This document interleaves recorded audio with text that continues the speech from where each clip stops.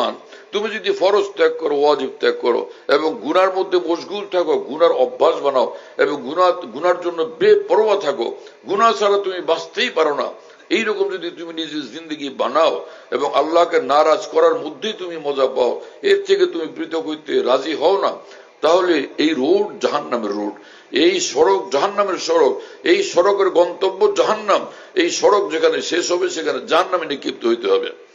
আর ঈমান এটা জান্নাতের সড়ক, 5 ওয়াক্ত নামাজ এটা জান্নাতের সড়ক, রমজানের রোজা জান্নাতের সড়ক, হজ জান্নাতের সড়ক যার উপর হজ ফরজ হয়, এবং যাকাত যার উপরে ফরজ হয় তার জন্য যাকাত জান্নাতের সড়ক, সত্য কথা জান্নাতের সড়ক, মিথ্যা পরিহার করা জান্নাতের সড়ক, জিনা ব্যভিচার পরিহার করা জান্নাতের সড়ক, এবং মদ ত্যাগ করা জান্নাতের সড়ক, জুলুম ত্যাগ করা জান্নাতের সড়ক।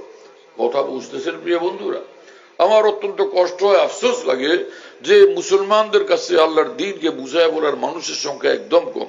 তারা দুনিয়ার হইচই রই বক্তাদের স্টেজে উঠে দিলে এমন চিৎকার বাৎকার হইচই শুরু করে দেন।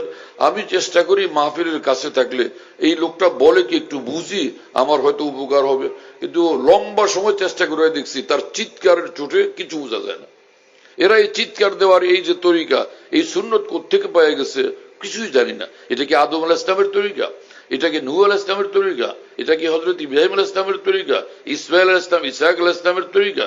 এটা কি হযরত আইয়ুব আলাইহিস সালামের তরিকা? এটা কি হযরত ঈসা আলাইহিস সালাম, মুসা আলাইহিস সালামের তরিকা? নাকি মুহাম্মদুর রাসূলুল্লাহ সাল্লাল্লাহু আলাইহি ওয়াসাল্লামের তরিকা? নাকি তার সাহাবাদের তরিকা? আলেমের দিনের শান হবে যে আকাবির দিন, মহান পূর্বসূরি যারা দিনের বহনকারী ছিলেন, দিনের সম্মানিত মহান বাহক ছিলেন, তাদেরকে আমরা ফলো করব। কিন্তু এই চিৎকার বাৎকার হইচই এমন ভাবে করতে থাকা যে পুরা জন একটা একটা হইচই করার মাহফিল বানানো হয়েছে।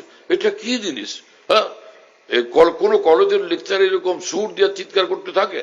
কোন ইউনিভার্সিটির প্রফেসর এভাবে চিৎকার করতে থাকে?